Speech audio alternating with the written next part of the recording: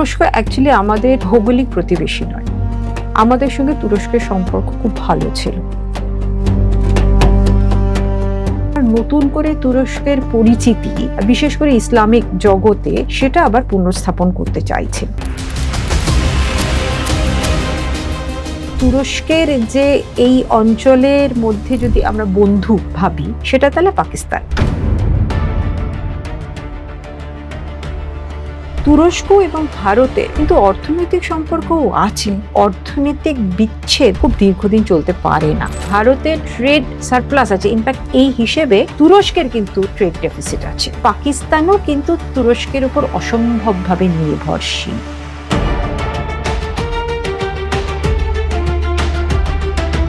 তুরস্কের সঙ্গে আমাদের কালচারাল সম্পর্কও খুব ভালো। আইমেক করিডোর যদি করতে হয় তাহলে তুরস্ক অপরিহার্য। তুরস্কর পোটেনশিয়াল অনেক বেশি।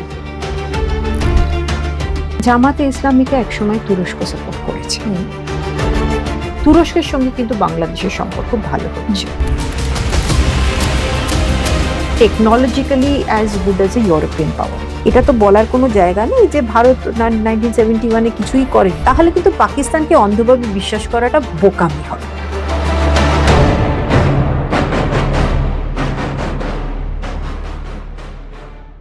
জিওপালস টিভি পডকাস্টে আপনাদের সকলকে স্বাগত। আজকে আমাদের আলোচনার বিষয়বস্তু হচ্ছে ভারত এবং তুরস্কের সম্পর্ক। একটা সময়ের বন্ধু, কিন্তু এখন সেই বন্ধুত্ব সম্পর্কটা কিন্তু আগের মতন নেই। সমীকরণ পাল্টেছে। কেন পাল্টেছে? এই সম্পর্ক কি আগের বন্ধুত্বের জায়গায় আসতে পারে, নাকি এই সম্পর্কের খাত কোন অভিঘাতে বইবে, সেসব নিয়ে আজকে আলোচনা। আজকে স্টুডিওতে আমাদের অতিথি যাদবপুর বিশ্ববিদ্যালয়ের আন্তর্জাতিক সম্পর্ক বিভাগের অধ্যাপক ঈশানী নস্কর। ঈশানীদি, নমস্কার। ধন্যবাদ।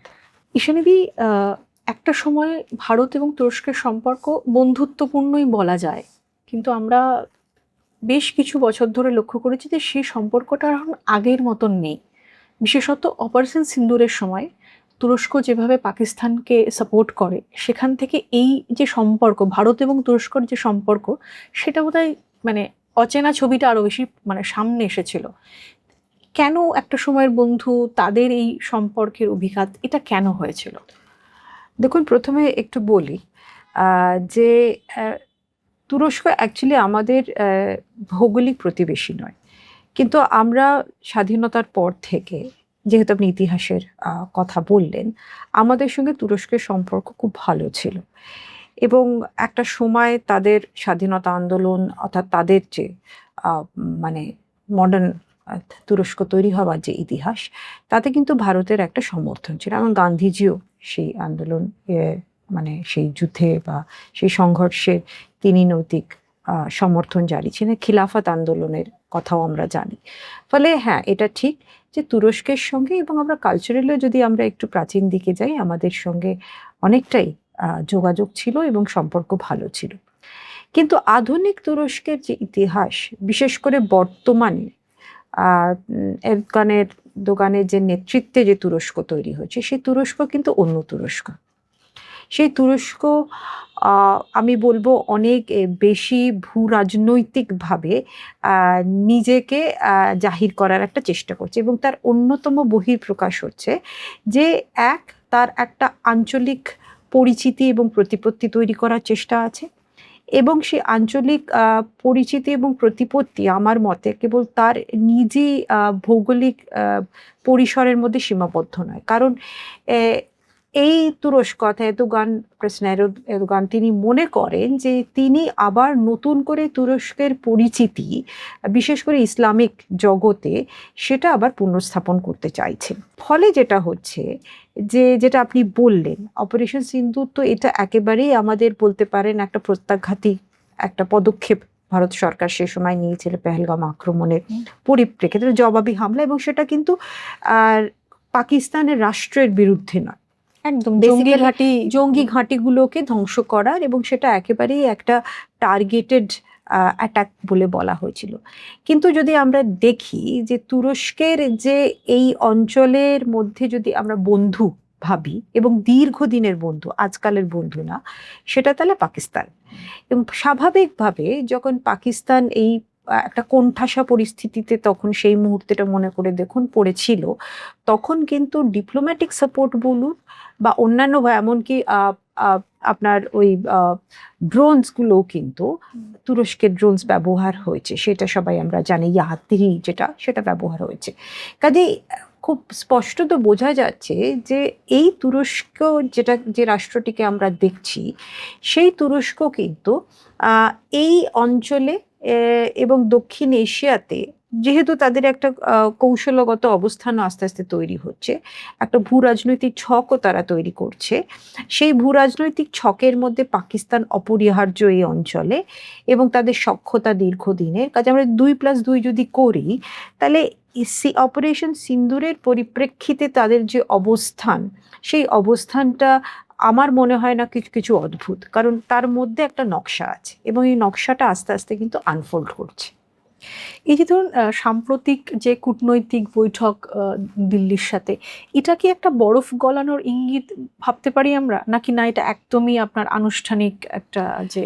দেখুন, যেহেতু সিন্দুরের পরে সম্পর্ক আবার খানিকটা ভারত এবং তুরস্কের সম্পর্ক খানিকটা নেবে গেছিল, অর্থাৎ খানিকটা আমি বলবো শীতল, যেটা আপনি বলছেন বরফ হয়ে গেছিল, এবং আমরা জানি তাদের ব্যবসা বাণিজ্যের দিক থেকেও সেটা একটা এবং খুব যেটা বলার সেটা হচ্ছে ভারত কিন্তু প্রত্যাঘাত যেখানে যেখানেই করেছে, ধরুন চীনের কথার ক্ষেত্রে চীনের সময় বা পাকিস্তানের ক্ষেত্রে পাকিস্তানের সময়, পাকিস্তানটা আমি বলছি নন স্টেট অ্যাক্টার্সের ক্ষেত্রে, রাষ্ট্রীয়ভাবে না, এমনকি ইয়ের ক্ষেত্রেও, তুরস্কের ক্ষেত্রেও একটা ডিপ্লোম্যাটিক রিয়াকশন হয়েছে এবং অর্থনৈতিকভাবে একটা হিট হয়েছে। সেলেবি এভিয়েশনের কাজকর্ম বন্ধ হয়েছিল, মানে বেসিক্যালি যারা গ্রাউন্ড কার্গো হ্যান্ডলিং প্যাসেঞ্জার করে ভারতের বিভিন্ন এয়ারপোর্টে, বড় বড় এয়ারপোর্ট, মুম্বাই, দিল্লি, হায়দ্রাবাদ, সেই সব জায়গায় তাদেরকে সিকিউরিটি ক্লিয়ারেন্সের ক্ষেত্রে তাকে স্থগিত করে দিয়েছিল।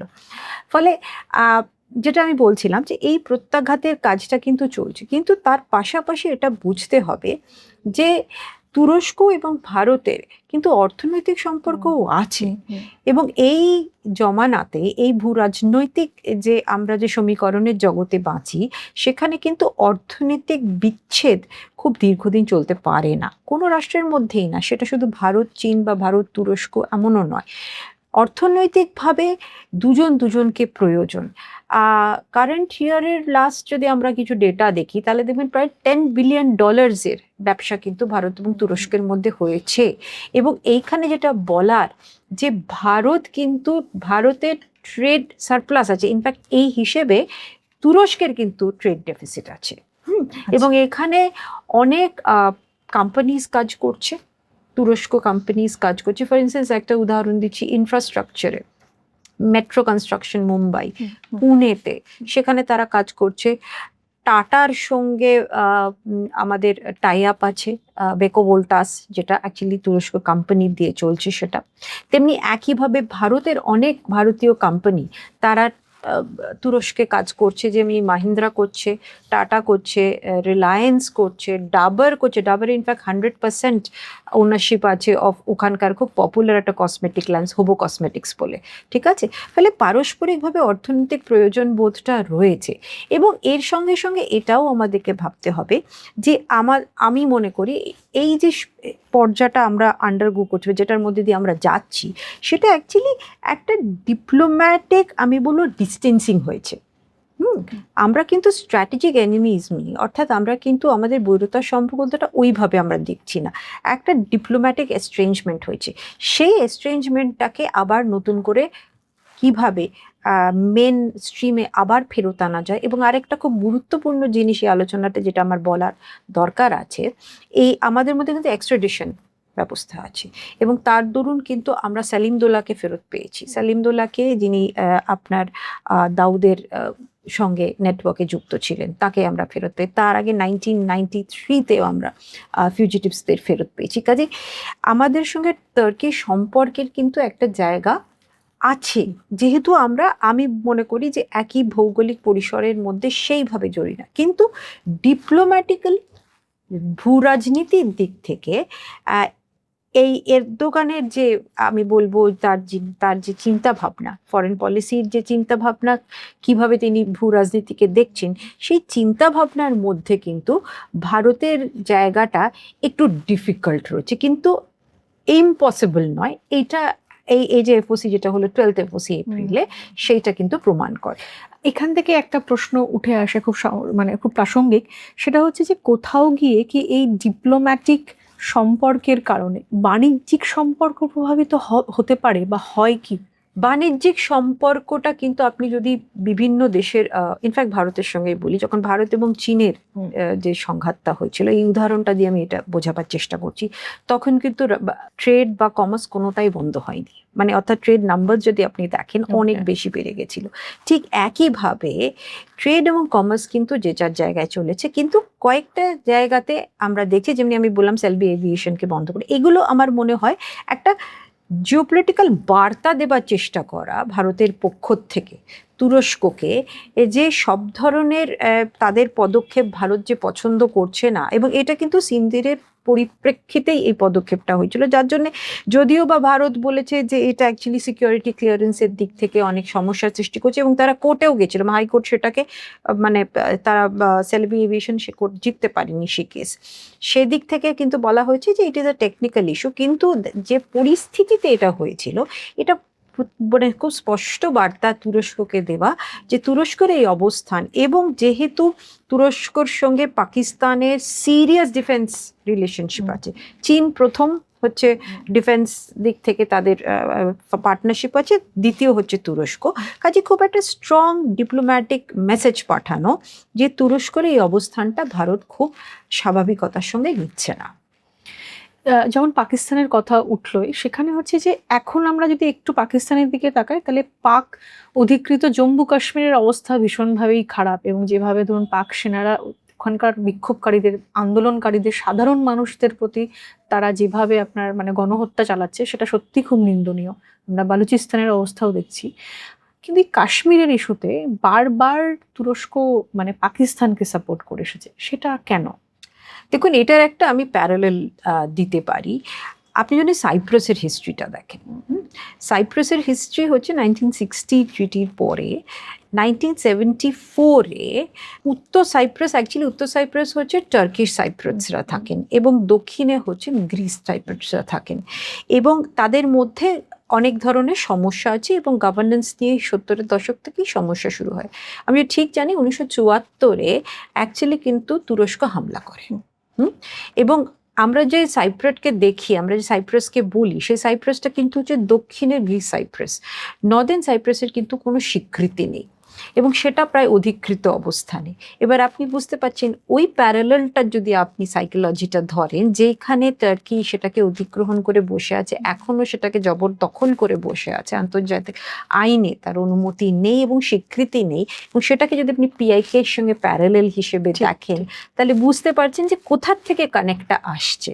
এবং আমি বারবার বলছি, পাকিস্তানের সঙ্গে তাদের কিন্তু একটা ট্রিটি অফ ফ্রেন্ডশিপ ও ইটার্নিটি বলে একটা জিনিস আছে, যেখানে তারা একটা চিরস্থায়ী সখ্যতা করে রেখেছে। কাজেই পাকিস্তানও কিন্তু তুরস্কের উপর অসম্ভবভাবে নির্ভরশীল, এবং পাকিস্তান হচ্ছে দক্ষিণ এশিয়াতে যদি তুরস্কের কোনো ম্যাপিং থাকে, জিওপলিটিক্যাল ম্যাপিং থাকেন, ওই পাকিস্তান হচ্ছে সেই রাস্তাটা যেটা দিয়ে দক্ষিণ এশিয়ার চিন্তা ভাবনাটা তুরস্ক এইখানে তৈরি করতে পারবে। কাজে এখানে একটা বুঝতে পারেন না, একটা মিথস্ক্রিয়ার কাজ করে, মানে একে অপরকে সাপোর্ট করার জায়গা। কাজেই পিওকের ক্ষেত্রে এটা আমার মনে খুবই স্বাভাবিক যে সাপোর্ট করবে, অ্যাবসলিউটলি করবে। এবং ভারত কিন্তু ঠিক একইভাবে সাইপ্রাসের প্রেসিডেন্টের সঙ্গে দেখা করছে, ওখানে গিয়ে আর্মেনিয়াতে দেখা করছে, এটা কাউন্টার ডিপ্লোম্যাটিক স্ট্র্যাটেজি তৈরি করেছে, সেটাও একটুখানি লক্ষণীয় বিষয়। এটাও আমরা আরেকটু পরে জানবো। যেটা আপনি বললেন যে সামরিক যে চুক্তি বা সামরিক যে সম্পর্ক পাকিস্তান এবং তুরস্কের মধ্যে, সিরিয়াস যে ডিফেন্স স্ট্র্যাটেজিস রয়েছে, সেটা ভারতের ন্যাশনাল সিকিউরিটির জন্য কতটা উদ্বেগের? দেখুন, এটা তো বুঝতে হবে যদি আপনি পাকিস্তানের ইতিহাসটা দেখেন, মানে পাকিস্তানের ইতিহাস দেখেন, যে পাকিস্তান এমনকি ভারতও একই সময় যেহেতু তারা স্বাধীন হয়েছে, তাদের ডিফেন্স ইন্ডাস্ট্রিটা কিন্তু এখনো প্রকিউরমেন্টের উপর দাঁড়িয়ে, অর্থাৎ যত না ম্যানুফ্যাকচারিং করতে পারি ভারতও যতটা না এখন ম্যানুফ্যাকচারিংটা আরেকটু ভারতের বেটার হয়েছে, পাকিস্তানেরও কিন্তু প্রকিউরমেন্টের উপরেই দাঁড়িয়ে আছে। ফলে একটা সময় তারা খুব মার্কিন যুক্তরাষ্ট্রের সঙ্গে তাদের প্রচণ্ড সখ্যতা ছিল, মার্কিন যুক্তরাষ্ট্র থেকে ঠান্ডা লড়াইয়ের সময় তারা প্রচুর অস্ত্রশস্ত্র নিয়েছে। প্লাস আফগানিস্তান যখন অধিগৃহীত হলো সোভিয়েত ইউনিয়নের দিকে, যখন মুজাহিদিনদের আন্দোলন, তখন প্রচুর টাকা তারা পেয়েছে তালিবানদের সময়, এবং প্রত্যেকটাই কিন্তু তারা প্রকিউরমেন্টের উপর দাঁড়িয়ে। কাজে পাকিস্তান যে কারোর কাছ না কারোর কাছে, এখন চীন কাছ থেকে নিচ্ছে এবং তুরস্কের কাছ থেকে নিচ্ছে, এটা খুব স্বাভাবিক। এবং শুধু তাই না, দ্যাট টেকিং, এখন যে কাজটা তারা চাইছে তারা হচ্ছে টেকনোলজি ওরিয়েন্টেড সোফিস্টিকেটেড ওয়েপনরির দিকে যাচ্ছে, এবং সেইটা অবশ্যই ভারতের প্রতিরক্ষার ক্ষেত্রে একটা কিন্তু কনসার্ন। হয়তো এরকম না যে ভারত একেবারে সেটা নিয়ে একটা মানে খুব সমস্যার জায়গায় যাবে, কারণ ভারতেরও আধুনিক অস্ত্রশস্ত্র উৎপাদন এবং প্রকিউরমেন্ট সবই করার চেষ্টা করা হচ্ছে। এবং এই যে যে এটা তৈরি হয়েছে যে আপনার ড্রোন, এটা কিন্তু জয়েন্ট প্রোডাকশন, ওকে, তুরস্ক এবং পাকিস্তান দুজনে মিলে কিন্তু, কাজেই তারা কিন্তু জয়েন্ট, তাদের ডিফেন্সের তিনটে দিক আছে। একটা হচ্ছে তাদের সামরিক বাহিনীর মহড়া, কোঅপারেশন, এই সব রকমের। দ্বিতীয় হচ্ছে তারা জয়েন্ট প্রোডাকশন করার চেষ্টা করছে, এবং তৃতীয় হচ্ছে তারা কেনার চেষ্টা করছে। এই তিনটে পিলারের উপর কিন্তু ডিফেন্সের পুরো যে আয়োজনটা রয়েছে, যে চুক্তিটা রয়েছে, সেটা কিন্তু দাঁড়িয়ে আছে। ফলে এইটা অবভিয়াসলি ভারতের কাছে একটা, তো আমি বললাম যে চিন্তার কারণ হতে পারে, যে এই ধরনের আধুনিক রণসজ্জা এবং রণ অস্ত্রগুলি যেগুলো তারা আনছে, সেইটা অবশ্যই কার কথা ভেবে মজুত করছে সেটা আমরা সবাই জানি। কিছুদিন আগে যখন তুরস্কে আপনার ভূমিকম্প হয় আর কি, এবং প্রচুর মানুষের মানে তাতে প্রাণ হারায়, তখন ন্যাটোর সদস্য যারা রয়েছেন তাদের থেকেও বেশি সবার আগে যিনি সাহায্যের হাত বাড়িয়ে দিয়েছিলেন সেই দেশ হচ্ছে ভারত। কারেক্ট। তারপরেও কেন, ধরুন খুব খারাপ সময়ে আমি যে বন্ধুর হাত পেয়েছিলাম, তারপরেও কেন এই দূরত্বটা তুরস্কের দিক থেকে ঘুরছে না? তখন আপনি যেটা বলছেন সেটা হচ্ছে অপারেশন দোস্ত, যেটা তারা পাঠিয়েছিলেন, আমরা সেখানে রেস্কিউ মিশন পাঠিয়েছিলাম, এবং আমরা মোবাইল হসপিটাল পাঠিয়েছি, C-17-এর 6টা এয়ারক্রাফট সবকিছু নিয়ে গেছে, এবং আমরা একটা হিউম্যানিটেরিয়ান জেস্টার অবশ্যই দেখেছি। ওটা দক্ষিণ তুরস্কে হয়েছিল আমার যতদূর মনে আছে। তো স্বাভাবিকভাবে ভারতের যে মানবিকতার জেস্টার, যেটা ভারত বরাবরই সবার সঙ্গে করে এসে সেটা করেছে। কিন্তু দেখুন, অ্যাকচুয়ালি ডিপ্লোমেসি মানে কূটনীতি তো ওইভাবে সাদা আর কালো হয় না, এবং প্রত্যেকটি রাষ্ট্রর মাথায় এবং সেই তৎকালীন নেতৃত্বের মাথায় একটা ম্যাপিং থাকে, যে তার আমলে, তার সময়কালে তার রাষ্ট্রটিকে সে কিভাবে উপস্থাপন করবে আন্তর্জাতিক কমিউনিটি অফ নেশনসে। এবং এরদোগানের একটা চিন্তাভাবনাই আছে যে তিনি তার নেতৃত্বে একটা অন্য ধরনের তুরস্ক অ্যাজ এ রিজনাল পাওয়ার আবির্ভূত হবে, এবং শুধু রিজনাল পাওয়ার না, ইসলামিক জগতে তুরস্কের একটা ইতিহাস আমরা জানি, অটোমান এম্পায়ার থেকে তারা আসছে, তাদের একটা মানে লেগাসি আছে, ক্যালিফেটের একটা লেগাসিও খানিকটা তার সঙ্গে জড়িয়ে আছে। তো সব মিলিয়ে আবার একটা ইসলামিক, আমি বলবো একটা বন্ধুত্ব, একটা Islamic community, in fact Turkish group of states ও আছে, রাইট, D8 আছে, এই ধরনের যে জায়গাগুলো আছে, OIC আছে, সেখানে কিন্তু তুরস্কের একটা বড় জায়গা আস্তে আস্তে দোকান তৈরি করছে। হ্যাঁ, একটা নতুন ব্র্যান্ড অফ ইসলামিজমের আবির্ভাব ঘটছে তুরস্কের মধ্যে, এবং সেটারই আমার মনে হয় স্পিল ওভার যেটা দেখতে পাচ্ছি, সেই জায়গাটা তৈরি হচ্ছে। এবং স্বাভাবিকভাবে যখন একটি পাওয়ার জিওপলিটিক্যালি নিজেকে অ্যাসার্ট করার চেষ্টা করছে, আন্তর্জাতিক রাজনীতির নিয়মই বলছে অন্যান্য যারা প্রবাবল কম্পিটিটর হতে পারেন বা কম্পিটিটর আছে অলরেডি, তাদের সঙ্গে তাদের একটা অবশ্যই প্রতিদ্বন্দ্বিতামূলক সম্পর্ক করবে। কিন্তু এটা আমার মনে হয় যে অন্তত ভারত এবং তুরস্কের মধ্যে আমরা এটাকে জিরো সাম গেম, অর্থাৎ একজনকে জিততে হলে একজনকে পদোন্নত হতেই হবে, এইটা কিন্তু নয়। অর্থাৎ সম্পর্কের মধ্যে সবসময় ওঠা নামার জায়গাটা চলবে।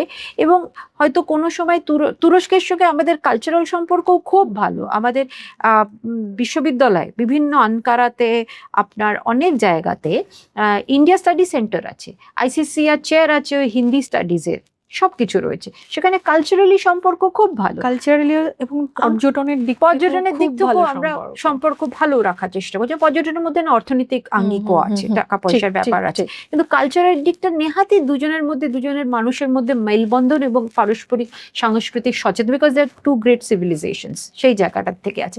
কিন্তু যখন আমরা জিওপলিটিক্সে আসবো, যখন আমরা ডিপ্লোমেসিতে আসবো, তখন কিন্তু রণকৌশলটা একদমই অন্যরকম হয়ে যাবে। তখন এটা ভাবার এই জায়গাটা হয়তো সেরকম ভাবে থাকে না যে হ্যাঁ এককালে ভারত এতটা সাহায্য করেছে, ফলে কেন এরদোগানের তুর্কি এরকম আচরণ করছে। হ্যাঁ, এই জায়গাটা কিন্তু সেইভাবে সরল সমীকরণে আন্তর্জাতিক রাজনীতি করা সম্ভব নয়। এই যে যেটা আপনি বললেন যে ইসলামিক কান্ট্রি হিসেবে একটা নতুন রূপ বা নতুনভাবে নতুন শক্তিধর ইসলামিক কান্ট্রি হিসেবে এই যে তুরস্ক নিজেকে প্রতিস্থাপন করতে চাইছে, সেখান থেকে কি ধরুন মনে হয় যে যেখানে সৌদি আরব, সেখানে কি তার মানে তুরস্কের সম্ভাবনাটা কি খুব খুব জোরালো হতে পারে ইসলামিক কান্ট্রি হিসেবে? নতুন রূপ যেখানে সৌদি আরব আছে, সেখানে তার এই নতুনভাবে অ্যাকচুয়ালি তুরস্কের কালচারটা খুব ডিফারেন্ট। আর আরেকটা কথাও মনে রাখতে হবে যে ভৌগোলিক অবস্থানটা খুব জরুরি। তুরস্ক এমন একটা মানে গুরুত্বপূর্ণ জায়গায় তো অবস্থান, যে সে ধরুন তার লোকেশনটা, আমি ভূগোলটা এই জন্যই বলছি যে সৌদি আরবের এই সুবিধাগুলো নেই, রাইট, আন্তর্জাতিক রাজনীতিতে। তার ইউরোপের সঙ্গে কন্ট্যাক্ট আছে, সেন্ট্রাল এশিয়া, আফ্রিকা, এমন একটা জায়গায় সে বসে আছে, যার জন্য ভারতের তুরস্কের সঙ্গে সম্পর্ক ভালো রাখার একটা অন্যতম কারণ আছে যে আইমেক করিডোর যদি করতে হয় তাহলে তুরস্ক অপরিহার্য। বা যদি নর্থ সাউথ করিডোর, যেটার কথা বলা যায়, আমি জানি না ইরানের যা পরিস্থিতি সেটা আলটিমেটলি কত দূর করবে, কিন্তু এই যে ম্যাপিংগুলো, কানেক্টিভিটি, এখনকার দিনে কানেক্টিভিটি তো অত্যন্ত গুরুত্বপূর্ণ। সেই জায়গাটাকে কিন্তু তুরস্কর যে উত্থান হচ্ছে আস্তে আস্তে, তুরস্ককে যেভাবে আমরা একটা রিজিয়নাল প্লেয়ার এই অঞ্চলে, এবং ইউরেশিয়ান, আইডিয়ালি ইউরেশিয়ান পাওয়ার, একটা এশিয়ান তুরস্ক, একটা ইউরোপিয়ান তুরস্ক আছে, এবং তাদের যে একটা মাল্টিকালচারাল যে জায়গা ছিল সেটা অবশ্যই এরদোগান এখন চেঞ্জ করার চেষ্টা করছেন। এই সব মিলিয়ে কিন্তু আমার মনে হয় যে তুরস্কর পোটেনশিয়াল অনেক বেশি, অনেকটা মানে অ্যাজ এ রিজিয়নাল প্লেয়ার উত্থান হবার জায়গাটা অনেক শক্ত, এবং পোটেনশিয়ালও অনেকটা বেশি। এবং সেদিক থেকে প্রত্যেকটি রাষ্ট্র, এবং মনে রাখবে তুরস্ক নেটোর সঙ্গেও একটা কিন্তু যোগাযোগ আছে। তো সব মিলিয়ে তুরস্ক একটা অন্য ধরনের সংস্কারী ইসলামিক একটা এন্টিটি হতে পারে, যেটা সৌদি আরবের এন্টিটির থেকে ভিন্ন হবে। ভারতের সাথে তুরস্কের কি সমুদ্র রাজনীতিটাও ফ্যাক্টর?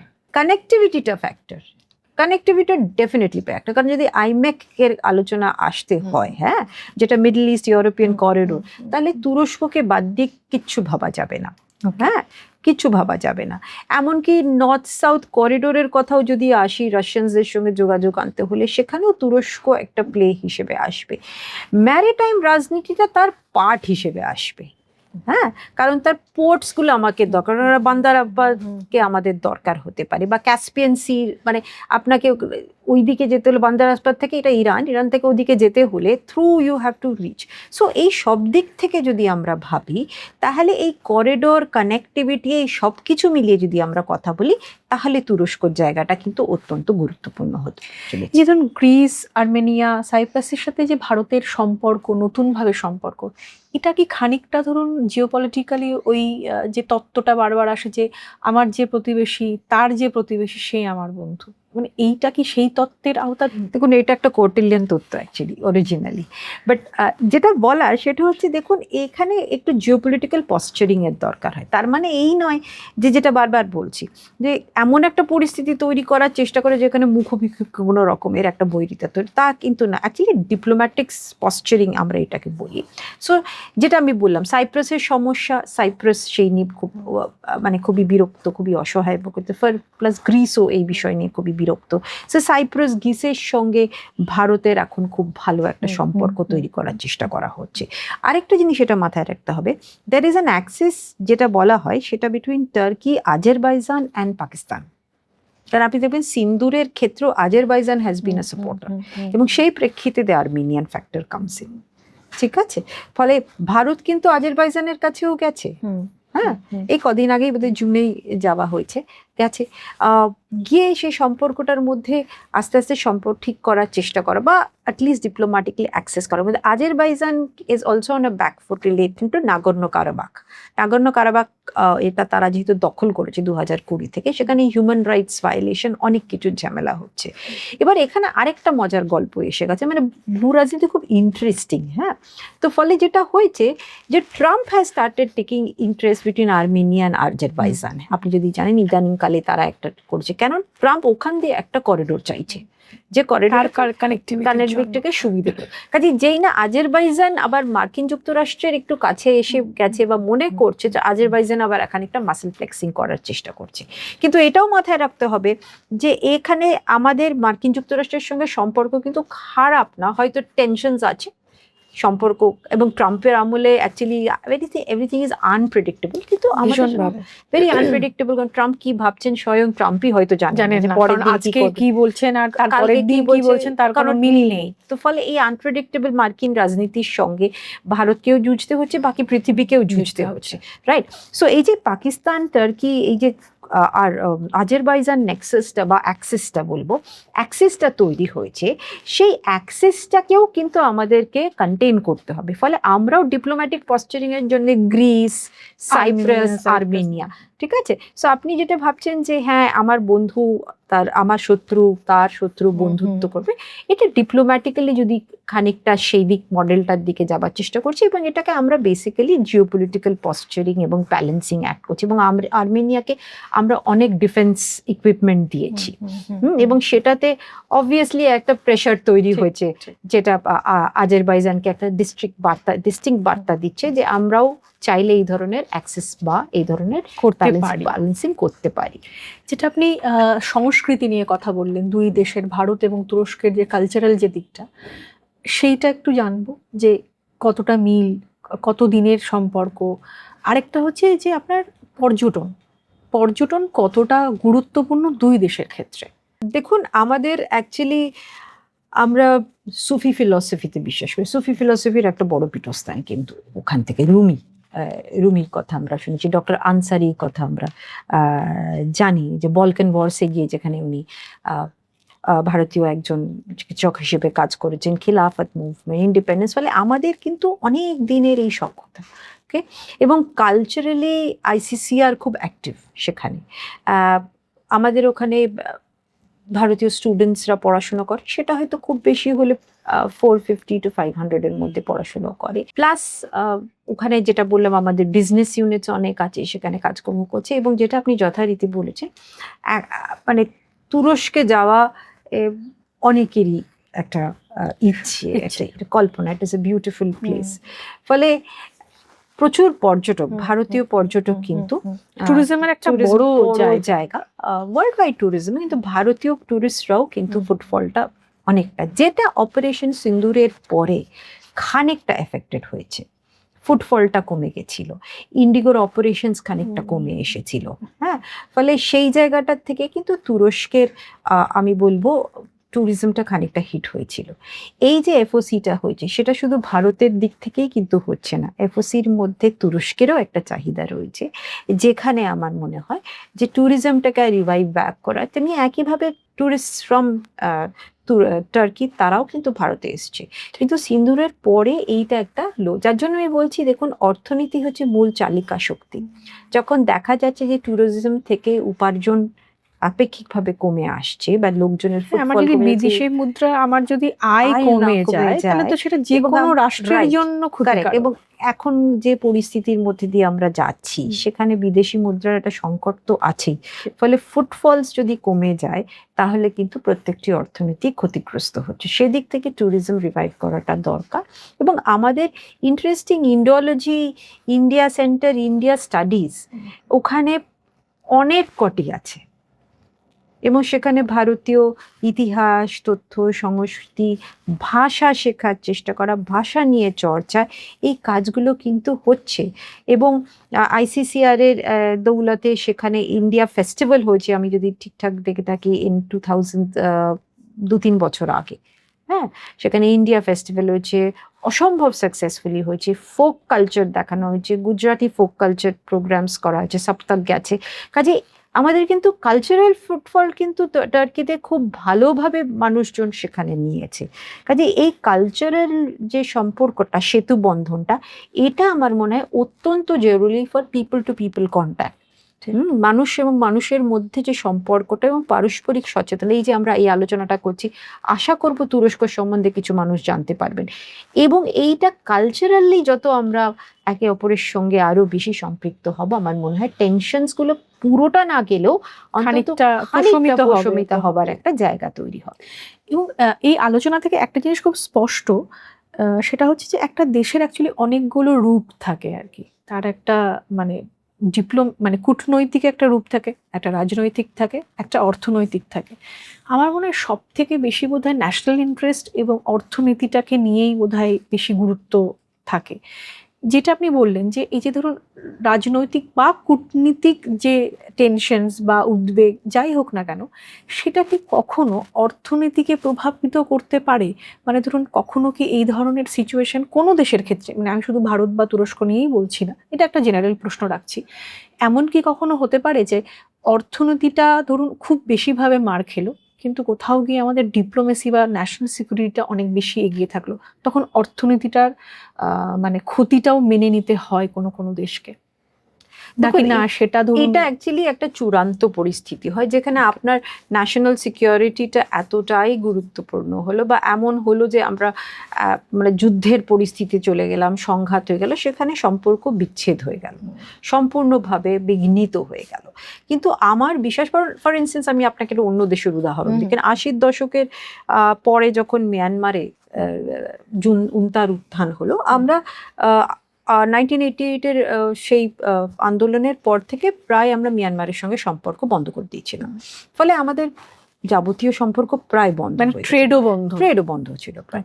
কিন্তু তাতে আমরা দেখলাম যে আমরা অনেকটা পিছিয়ে পড়েছি, কারণ ব্রহ্মদেশের সঙ্গে মিয়ানমারের সঙ্গে চীনের সখ্যতা অনেক বেশি বেড়ে গেছে। তারা অনেক বেশি ব্যবসা বাণিজ্য করছে এবং অনেক তাদের সঙ্গে সম্পর্কে অনেক তারা সুবিধে পাচ্ছে। সো আমরা যদি যে কোনো রাষ্ট্র, শুধু ভারত না, যে কোনো রাষ্ট্র যদি সত্যি উই ডু নট কনফ্রন্ট ওই ধরনের একটা যুদ্ধ পরিস্থিতি না হয়, তাহলে অর্থনীতিকে পিছিয়ে রাখে জাতীয় স্বার্থকে এগিয়ে নিয়ে যাওয়া, এই ধরনের ঘটনা আজকালকার দিনে করা খুব কঠিন। বিশেষ করে যেখানে আমাদের মার্কেটের উপরে বেশি নির্ভর হতে হচ্ছে, ঊর্জার উপরে নির্ভর হতে হচ্ছে। আপনাকে আরো একটা উদাহরণ দিয়ে এটা আমি বোঝাতে পারি। ধরুন এই যে ইউক্রেনের যুদ্ধ, যেটা বেশ কিছুদিন হয়ে গেল, অনেক দিন হতে চলেছে, এবং ইরানের যুদ্ধ সেই লাইনেই হয়তো বা যাচ্ছে। তো ইউক্রেনের যুদ্ধের যেটা বড় একটা হাতিয়ার পশ্চিমী শক্তি ভেবেছিল যে যদি তাদের তেল বিক্রিটা বন্ধ করা যায় এবং ভারতের উপরে নানা রকমের স্যাংশনস আমেরিকানসরা চাপালে, কিন্তু সেটা কি হলো যে ভারত সেটাকে ওভারকাম করে বা অবজ্ঞা করে বা সেটাকে বাদ দিয়ে আমরা করতে থাকলাম এবং আমরা আমাদের কারেন্সিতে করলো এবং সেই তেল এখানে পরিশোধন করে আমরা সেটার ক্যারেক্টার পাল্টে আবার ইউরোপেই পাঠিয়ে দিল। ঠিক, রাইট? সো দেয়ারফর ইকোনমিক্সের একটা অন্য ডাইনামিক্স আছে, যেটা আপনার এই ন্যাশনাল বা জিও পলিটিক্স বা আমি বলবো জিও স্ট্র্যাটেজিক্সে, কিন্তু এটাও ঠিক অর্থনীতিও এখন জিও পলিটিক্সের একটা অঙ্গ। এটাকে আমরা জিও ইকোনমিক্স মনে করি এবং সেইটাও কিন্তু একটা বড় হাতিয়ার, কিভাবে একটা রাষ্ট্রের সঙ্গে আমরা সম্পর্ক রাখবো বা রাখবো না। This is also new way of doing things. এটা একটা বড় কিন্তু জিনিস আমাদের মাথায় রাখতে হবে। যদি একটু বাংলাদেশ নিয়ে কথা বলি, বাংলাদেশের সাথে তুরস্কের এখন একটা বন্ধুত্বপূর্ণ সম্পর্ক, এবং আমরা দেখেছি যে তুরস্কের প্রচুর এনজিও যারা বাংলাদেশে কাজ করেন এবং সামরিক একটা সহযোগিতার সম্পর্ক তৈরি হচ্ছে।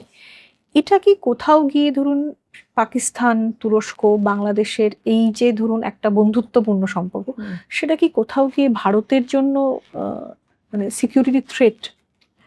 দেখুন, হ্যাঁ, তুরস্কের সঙ্গে সম্পর্কটা যদি আপনি দিন 25-এও যেতে ফেরত, আমি একটু পিছিয়ে যাই বছর, মানে এইটা আবার বলছি যে ইন্টেলিজেন্স রিপোর্টস বলছে, বিভিন্ন সেকেন্ডারি তথ্য থেকে যেটা জানা যাচ্ছে, যে জামাতে ইসলামীকে একসময় তুরস্ক সাপোর্ট করেছে। জামাত যেটা হাসিনাজির আমলে ব্যান্ড ছিল, they have been supported, they have been funded, they have been given all kind of যত ধরনের সাহায্য দরকার সম্ভব সেটা দেওয়া হয়েছে। ফলে তুরস্কের এই যে, আমি আবার বাধা দিচ্ছি যে এরদোগানের যে একটা ওই ইসলামীয় মানে একটা মডেল অফ ইসলামিজমের কথা উনি বারবার ভেবে চলেছে, রিসার্জেন্স অফ ইসলাম, সেই জায়গাটা থেকে তিনি গেছে। এবং একই সময় তিনি দক্ষিণ এশিয়াতেও ফুটপ্রিন্ট রাখার চেষ্টা করছে। এবারে দক্ষিণ এশিয়ার দুর্ভাগ্য এবং বহিরাগতদের সৌভাগ্য যে তাদেরকে সরাসরি ঢুকতে হয় না, এটা আমরা ঠান্ডা লড়াই থেকে দেখছি। এখানে একটা প্রক্সি প্রেজেন্সও পাওয়া যেতে পারে, এবং সেদিক থেকে বাংলাদেশের এই জামাতের কিন্তু একটা ভূমিকা রয়েছে। এবং পর্যায়ক্রমে এখন যে নতুন সরকার এসছে বা তার আগেও যদি আমরা দেখি, তুরস্কের সঙ্গে কিন্তু বাংলাদেশের সম্পর্ক ভালো হচ্ছে। এক্স্যাক্টলি, সেটাই বলছি যে হচ্ছে। এবং সেখানে অনেকটারই ফ্যাক্টর তো এসছে, ব্যবসা বাণিজ্য তো আছে, defence has become a very important place.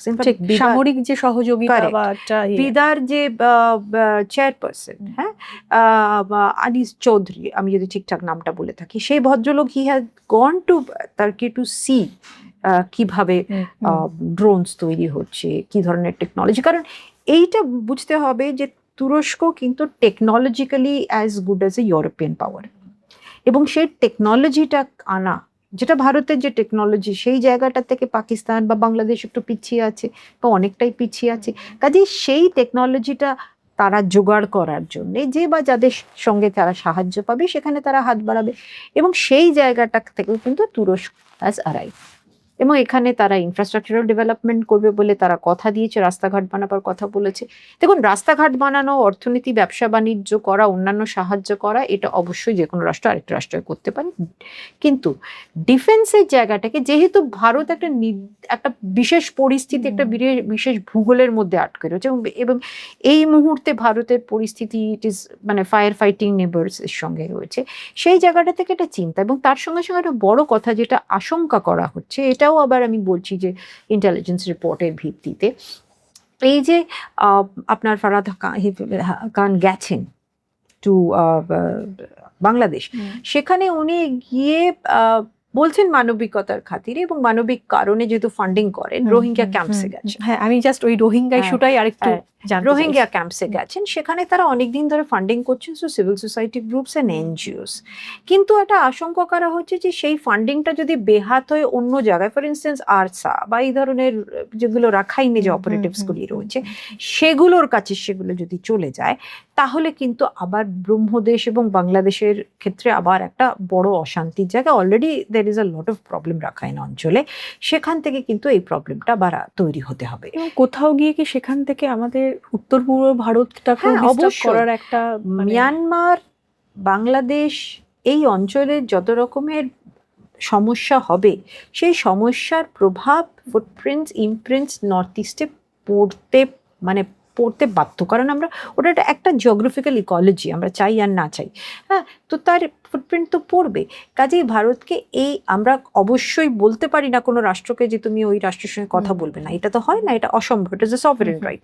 কিন্তু তার সঙ্গে সঙ্গে আমাদেরকে সতর্ক থাকতে হবে, ভারতের নিরাপত্তা ব্যবস্থাকে সতর্ক, আমি শিওর সেটা নিশ্চয়ই ভারত ভাববে এবং ভাবছেও, যে এই ধরনের ফান্ডিং, সেই ফান্ডিংগুলো আলটিমেটলি কোথায় গিয়ে কী ধরনের, যদি সেটা শুধুই হিউম্যানিটেরিয়ান সিভিল কাজে লাগে 100 বার সেটা সমর্থনীয়, ভারতও মানবিক ক্ষেত্রে অনেক জায়গায় অনেক সাহায্য করেছে, সেটার কোনো অসুবিধে নেই। কিন্তু সেটা যদি আলটিমেটলি অঞ্চলকে ডিস্টার্ব করা এবং ভারতের নিরাপত্তার ক্ষেত্রে একটা বিরূপ পরিস্থিতি তৈরি করে, তাহলে অবশ্যই ভারতকে সতর্ক হতে হবে। ধরুন শিলিগুড়ি করিডর, যেটা নিয়ে এত বেশি সেন্সিটিভ জায়গা ভারতের ক্ষেত্রে, আমরা দেখেছি যে এর আগে আমাদের পশ্চিমবঙ্গের যে গভর্নমেন্ট ছিল তার সঙ্গে জমি জট একটা ছিল, বিএসএফ এর জমি না দেওয়া, ফেন্সিং না করা, এবং যখন রাজ্যে পালাবদল হলো, নতুন যিনি মুখ্যমন্ত্রী তিনি এসে সবার আগে যেটা করলেন, বিএসএফ কে সেই জমি জট থেকে মুক্তি দিলেন এবং সেই জমিটা দিয়ে দিলেন।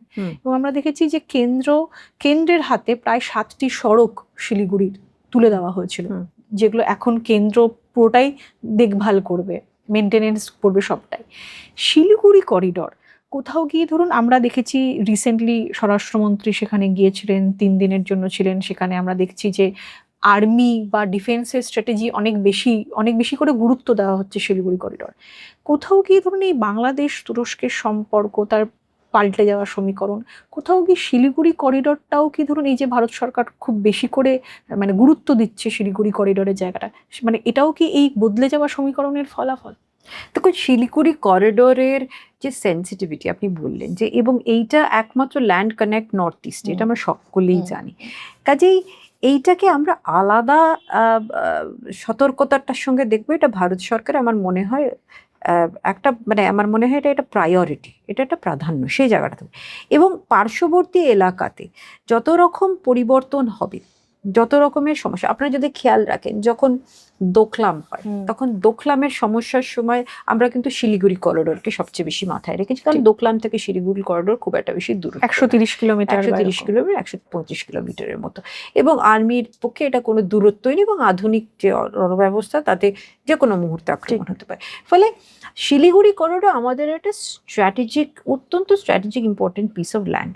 এবং সেইখানে প্রতিবেশী অঞ্চলের মধ্যে, it is Bangladesh, it is Myanmar, basically Bangladesh Myanmar এই অঞ্চলগুলোতে, এবং উত্তরে আপনার চীন, সেখানে যদি কোনো রকমের ভারতের আমি বলবো যেটা লং রান ভারতের বিপন্নতার কারণ হবে, সেইটা কিন্তু অবভিয়াসলি আমাদের গৃহমন্ত্রক এবং প্রতিরক্ষা ব্যবস্থাকে আলাদা গুরুত্বের সঙ্গে দেখা হবে।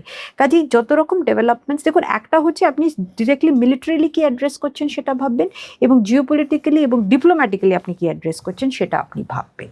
কাজে এটাও মাথায় রাখতে হবে যে ভারত কিন্তু বাংলাদেশকে যে একেবারে দূরে সরিয়ে দিচ্ছে তা কিন্তু নয়, কিন্তু যে রাজনৈতিক যেভাবে পট পরিবর্তন হলো, যেখানে হাসিনাজিকে কার্যত প্রাণ হাতে নিয়ে বেরিয়ে যেতে হলো দেশ থেকে, এবং তিনি এখন এখানে বলতে পারেন গেস্ট হিসেবে হোক, আশ্রিত হিসেবে হোক, পলিটিক্যাল আশ্রয় তো না, গেস্ট হিসেবে আছেন, এটাই অন্তত ভারত সরকারের সরকারি যে অবস্থান নিয়েছে সেই ক্ষেত্রে। এবং বাংলাদেশকে বুঝতে হবে, বাংলাদেশ ভৌগোলিকভাবে পুরোটা ভারত দিয়ে ঘেরা, কাজে ভারতকে অস্বীকার করার কোনো স্মল স্টেট সিনড্রোম যেটা আছে, স্মল স্টেট সিনড্রোম সবসময় ভাববে যে কিভাবে সে নিজের এই বড় বিরাট বৃহদাকার যে রাষ্ট্র এবং বাংলাদেশের তুলনায় ক্ষমতা সব দিক থেকে অনেক বড়, সে কি করে তাকে ব্যালেন্স করবে, এবং যে তাকে ব্যালেন্স করতে হেল্প করবে সেটা আপনার চীনি হোক, সেটা আপনার পাকিস্তানি হোক। এখন পাকিস্তানের সঙ্গেও একটা বড় ভালো সম্পর্ক, মানে পুরো 71-এর ইতিহাস ভুলে গিয়ে এখন সেই সম্পর্ক। আপনাকে একটু অ্যাড করবো ঈশানীদি, আমরা যবে থেকেই বাংলাদেশ রিসার্চ করছি বা একটু পড়াশোনা করছি, আমরা একটা অদ্ভুত ট্রেন্ড দেখেছি আপনার সমাজ মাধ্যমে। আমি বলছি না গোটা বাংলাদেশ, কিন্তু বাংলাদেশের একাংশ, তাদের একটা অদ্ভুত যুক্তি আছে। আপনি যেটা বলছেন, এক তো হচ্ছে মুক্তিযুদ্ধটাকেই ধরুন অস্বীকার করা একাংশ, আরেকটা ন্যারেটিভ হচ্ছে যে আপনার মুক্তিযুদ্ধে ভারতের কোনো ভূমিকা ছিল না, তৃতীয় ন্যারেটিভ হচ্ছে যে ভারত শুধুমাত্র নিজের আগ্রাসন বা এই বড় দাদা গোছের একটা আপনার অধিকার ফলানোর জন্য বাংলাদেশকে সাহায্য করেছিল, এবং যেটা চতুর্থ একটা ন্যারেটিভ, সেটা হচ্ছে যে আমরা কখনো যেটা একাংশের বক্তব্য যে আমরা কখনো আলাদা হতেই চাইনি, আমরা পাকিস্তানের সঙ্গে ভালো ছিলাম। এই যে ন্যারেটিভ, এটাও, এবং প্রত্যেকটা জায়গা থেকে ধরুন ভারত বিদ্বেষের একটা কথা বলে একাংশের ক্ষেত্রে আমি বলছি, এটাও কি খুব আপনার আগের চেনা ছবি, বাংলাদেশের যে ছবিটা আমরা দেখেছি, এটা মানতে ভীষণ কষ্ট হয় আর কি। অ্যাবসলিউটলি, দেখুন, এটা একটা ব্যাপার, যদি আমরা তুরস্ক নিয়ে আলোচনা করছি, এখানে একটু বলার দরকার আছে। সেটা হচ্ছে যে দেখুন, 71-এর যুদ্ধর পরে আমরা এখন 2026 বা 25-26-এর ঘটনা, সো একটা জেনারেশন ইজ নো লঙ্গার, খুব কম আছেন যারা অ্যাকচুয়ালি আত্মিকভাবে যোগাযোগ করতে, সেটা আমরা অ্যাকসেপ্ট করি।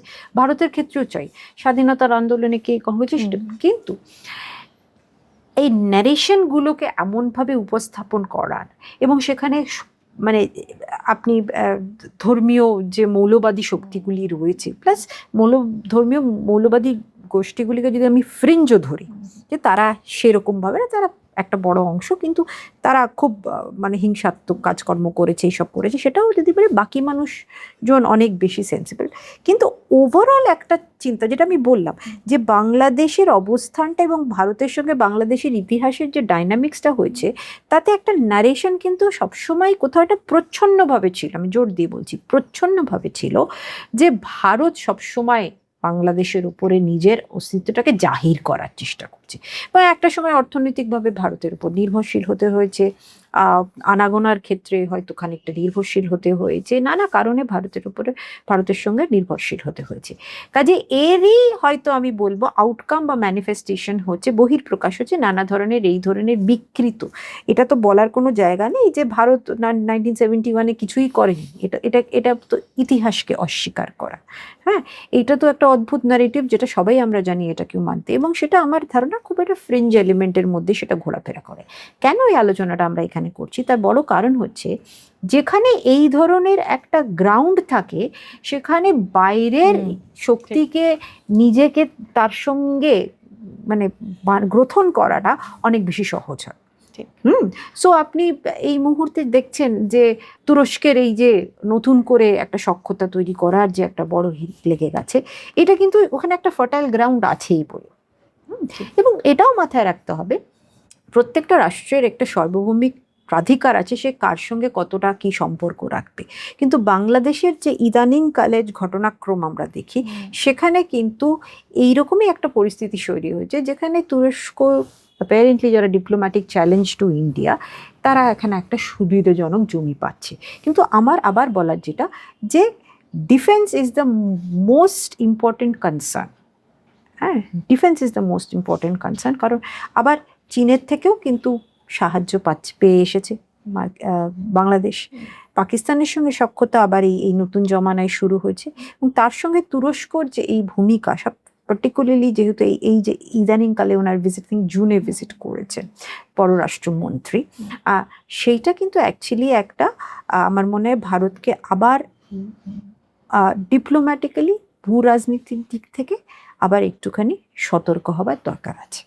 এবং কোথাও গিয়ে ধরুন এই যে বাংলাদেশ ভূখণ্ডটাকে যদি কেউ অন্য দেশের এগেনস্টে ব্যবহার করার চেষ্টা করে, বা ওই ডিপ্লোম্যাসি করেই যে আমি তোমায় সাহায্যটা করব, তোমার ভূখণ্ডকে আমি ইউজ করব অন্য কোনো ভারত বিদ্বেষের জায়গা থেকে বা ভারত বিরোধিতার ক্ষেত্র, সেটা আমার মনে হয় বাংলাদেশকেও খানিকটা বুঝতে হবে যে কতটা যে বাইরের শক্তি তাকে সাহায্য করার জন্য আসছে, নাকি তার ভূখণ্ড আসলে ইউজ করার জন্য আসছে ভারতের এগেনস্টে। আমার মনে হয় সেটাও একটা বোধহয় একদম, মানে এটা তো দেখুন ইতিহাসে অনেক অজস্র উদাহরণ আছে যে বিদেশি স্বার্থন্বেষী গোষ্ঠী যারা এসেছে বা পাওয়ার্স যারা এসেছে, তারা ব্যবহার করছে। তারা ব্যবহার করেছে এবং ব্যবহার করে তাদের স্বার্থটাকে আদায় করে নিয়েছে। শেষে যাকে ব্যবহার করেছে তারই দুর্গতি হয়েছে। কলোনিয়ালিজমও এর উপরেই দাঁড়িয়ে আছে, পুরো কলোনিয়াল হিস্ট্রিটাই তার উপর দাঁড়িয়ে আছে। ফলে সেই জায়গাটার থেকে বাংলাদেশকেও শিক্ষা নিতে হবে, কারণ আপনাদের মনে রাখতে হবে, আমার মনে হয় অজস্র রিপোর্টস আছে, সুবীরবাবুর বইটাও আমার হঠাৎ মনে পড়ে গেল, যে নর্থ ইস্টের যে মুভমেন্ট একসময় 1970 মানে পূর্ব পাকিস্তানের কার্যকলাপের মধ্যে অন্যতম কার্যকলাপ হয়েছিল যে অ্যাকচুয়ালি ইনসার্জেন্ট ক্যাম্পস বাংলাদেশে তৈরি হয়ে গেছিলো, যেটা ISI ট্রেড। তো পুরোনো গল্প, সেই গল্পটাই কি তারা আবার নতুন করে এখানে ফেরত আনতে চাইছে, অন্য রূপকে এভাবে ব্যবহার করতে চাইছে? এবার সেইটা বাংলাদেশ সরকারকে বুঝতে হবে যে কিভাবে তারা নেগোশিয়েট করবে, কতটা নেগোশিয়েট করবে, কার সঙ্গে নেগোশিয়েট করবে। বাট হ্যাভিং সেড দিস, এটা বুঝতে হবে পাকিস্তানের সঙ্গে সখ্যতা, তুরস্কের সঙ্গে সখ্যতার মধ্যে একটা গুণগত পার্থক্য আছে। তুরস্ক doesn't belong to south Asia, Pakistan is an absolute part of south Asia. হ্যাঁ, দুটোর ডাইনামিক্সের হয়তো দুটোর ইঙ্গিত এক ভিজাভি ইন্ডিয়া, কিন্তু আমার মনে হয় এর মধ্যে একটা সূক্ষ্ম ফারাক আছে। কিন্তু ডেফিনেটলি এরদোগান যে দক্ষিণ এশিয়াতেও একটা নিজের জায়গা তৈরি করার চেষ্টা করবে অ্যাজ এ রিজনাল পাওয়ার, তারও একটা ইচ্ছে আছে রিজনাল পাওয়ার হিসেবে পরবর্তীকালে হয়তো আরো বড় পাওয়ার হিসেবে তৈরি করবে। তো স্বাভাবিকভাবে নিজের ইমপ্রিন্ট, স্ফিয়ার অফ ইনফ্লুয়েন্সে যেটা আমরা বলি, সেটাকে সে বাড়াবার চেষ্টা করবে। এটা খুব স্বাভাবিক। এবং যেহেতু ভারত দক্ষিণ এশিয়ার মধ্যে, এটা বলার কোনো অপেক্ষা রাখে না, দ্য মোস্ট প্রমিনেন্ট পাওয়ার, সেইখানে কিন্তু এই প্রতিদ্বন্দ্বিতা, এই টেনশন থাকবে ডিপ্লোম্যাটিক। এই যে ভারতের প্রমিনেন্ট পাওয়ার হয়ে ওঠা, এবং ধরুন মিডিল ইস্টেও যে ভারতের প্রভাব বাড়ছে ক্রমাগত, এটাও কি তুরস্কের কাছে একটা চ্যালেঞ্জ না হলেও আমি মনে করি চ্যালেঞ্জ হিসেবে যদি তুরস্ক এখন নাও ভাবে, কনসার্ন হতেই পারে। হ্যাঁ, কনসার্ন হতে পারে, কারণ এটা খুব ইন্টারেস্টিং যে মধ্যপ্রাচ্যের, আমরা ওয়েস্ট এশিয়া বলি, আমরা মধ্যপ্রাচ্য বলি না, that is American term, middle east.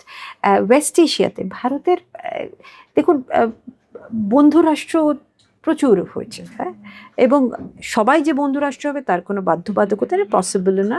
ইরানের সঙ্গে আমাদের সম্পর্ক ওঠাপড়া করেছে, বাট আমরা ওভারঅল মিডল ইস্টে গালফ কান্ট্রিজে আমাদের রিসেপশন খুব ভালো, এবং আমরা ব্যবসা বাণিজ্যে আবার বলছি অর্থনৈতিক দিক থেকে ভারত একটা বড় মার্কেট কিন্তু, এবং আমাদের সবচেয়ে বড় কথা আমাদের প্রবাসীরা সেখানে অনেক আছে, প্রচুর ভারতীয় আছে আমরা জানি, সৌদি আরেবিয়াতে ইউএইতে ভর্তি রয়েছে, অনেকে রয়েছে।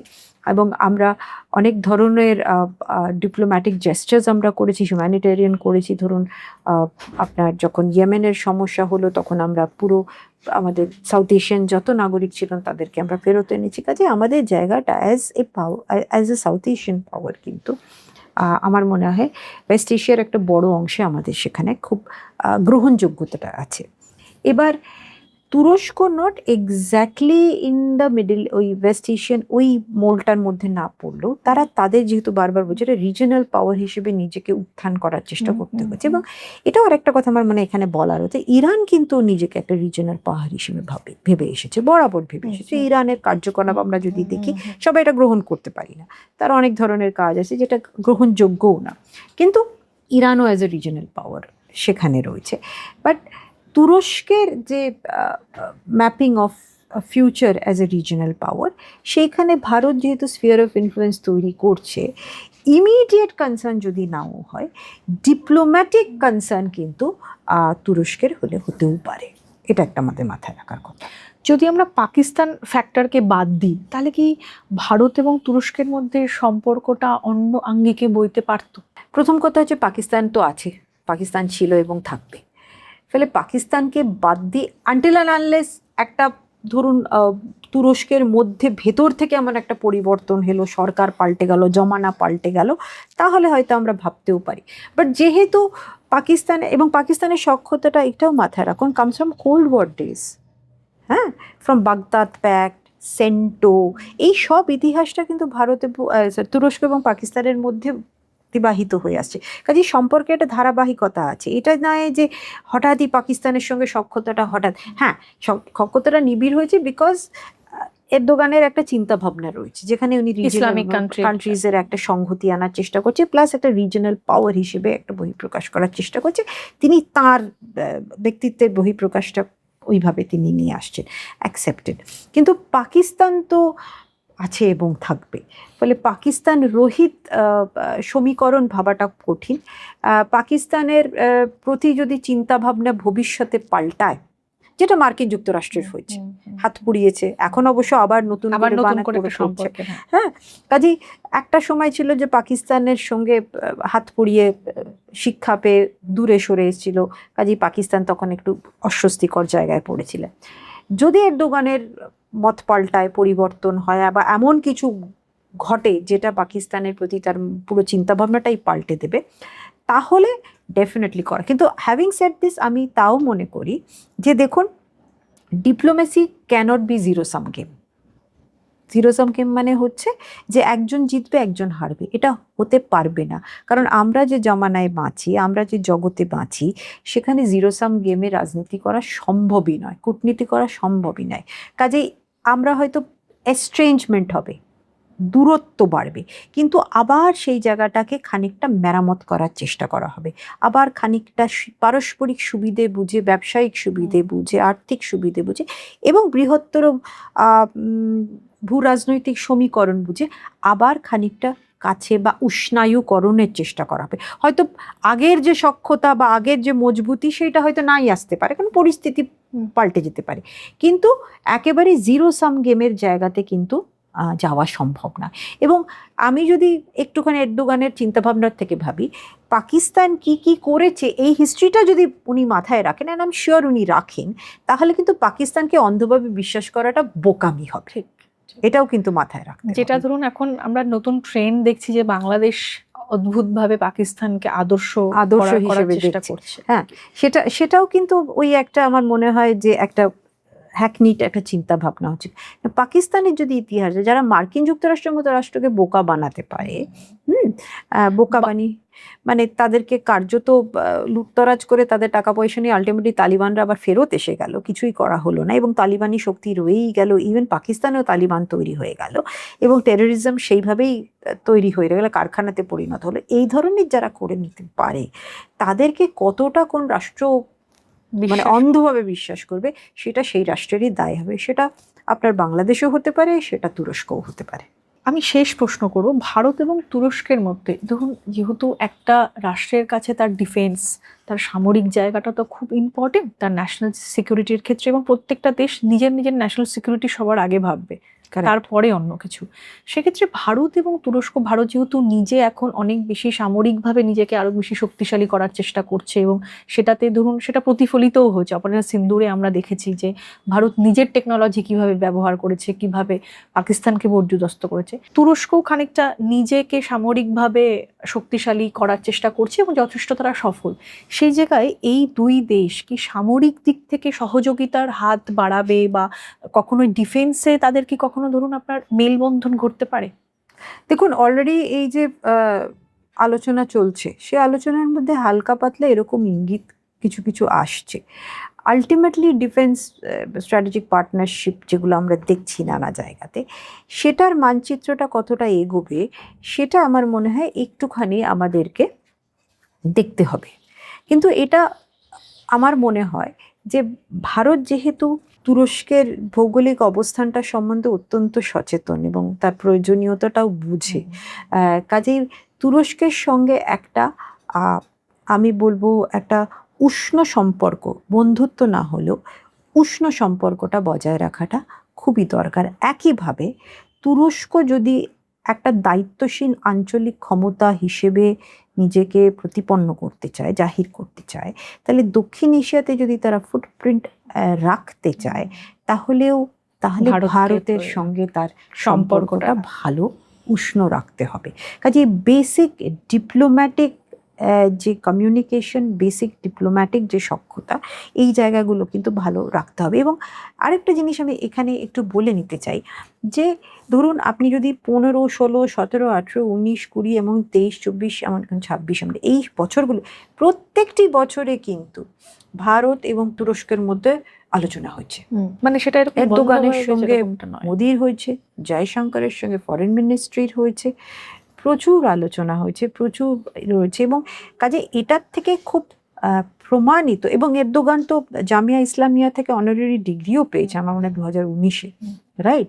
সেখানেও তিনি সেই স্বীকৃতিটা পেয়েছে। কাজে আমার মনে হয় যথেষ্ট সুযোগ এবং অবকাশ রয়েছে। বারবার বলছি, ডিপ্লোমেসিকে আমরা জিরো সাম গেম এই বাজারে ভাবতে পারবো না, কিন্তু একই সঙ্গে এটা মাথায় রাখতে হবে, আপনি যথার্থ বললেন, জাতীয় স্বার্থটা হচ্ছে আপনার মূল লক্ষ্য, সেইটার সঙ্গে আপনাকে ম্যাচ করে ডিপ্লোমেসিটা রাখতে হবে। হতে পারে ভবিষ্যৎ, এমন একটা ভবিষ্যৎ আসবে যেখানে ভারত তুরস্ককে স্ট্র্যাটেজিকভাবে অ্যালাইনড হতে হবে। সেই অ্যালাইনমেন্ট হলে খুবই ভালো, তার কারণ হচ্ছে দুটো বড় সিভিলাইজেশন কাছে আসবে এবং আদান প্রদানের যথেষ্ট জায়গা আরও আছে এবং হবে। এবং ব্যবসায়িকভাবে আমার মনে হয় এবং আমার মনে হয় যে বিজনেস কমিউনিটির একটা বড় রোল থাকে সক্ষমতা তৈরি করার ক্ষেত্রে, কারণ তারা যেহেতু ব্যবসা করেন দুটো পক্ষের। আপনি যেটা বললেন বারবার করে যে পিপল টু পিপল রিলেশন, এটা অত্যন্ত জরুরি। ট্যুরিজম, একে অপরের সম্বন্ধে সচেতনতা, এবং এক্ষেত্রে আপনাকে আলাদা করে আমার মনে হয় কনগ্রাচুলেট করার দরকার, কারণ তুরস্ক নিয়ে আলোচনার জায়গাটা এইটা সাধারণত আমি মেইন স্ট্রিমে খুব মানে সবাইকে সম্মান জানিয়েই বলছি, খুব লিমিটেড। কাজেই মানুষের মধ্যে এই আইডিয়া মানে তুরস্ক সম্বন্ধে সচেতন করা এবং জানানো যে এরকম একটি রাষ্ট্র, এরকম একটি সভ্যতার সঙ্গে আমরা কিভাবে নিজেদেরকে পজিট করছি, এটা খুব গুরুত্বপূর্ণ। অনেক ধন্যবাদ ঈশানীদি, একটা সুন্দর আলোচনা মানে উপহার দেওয়ার জন্য অনেক ধন্যবাদ। এমনই জিওপলিটিক্যাল আলোচনা শোনার জন্য নজর থাকুক জিও পালস টিভি পডকাস্টে।